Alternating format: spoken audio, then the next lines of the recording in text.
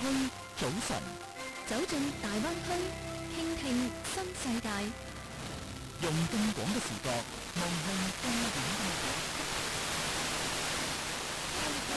早晨，早安灣區。歡迎歸岸。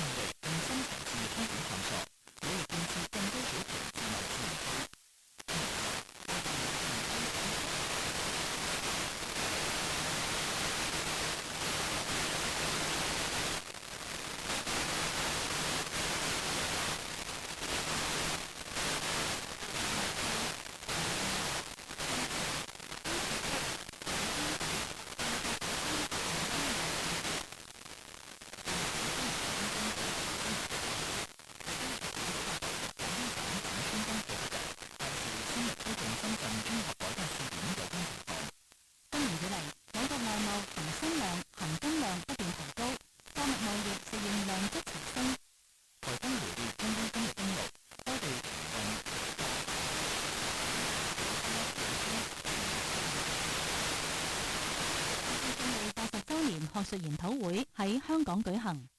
印度客機失事已造成至少265人遇難，機上242名乘客僅一人。咁我哋詳細內容。要深入實施自貿試驗區喺更廣領域、更深層次開展探索，努力建設更高水平自貿試驗區。今年以嚟，各自貿試驗區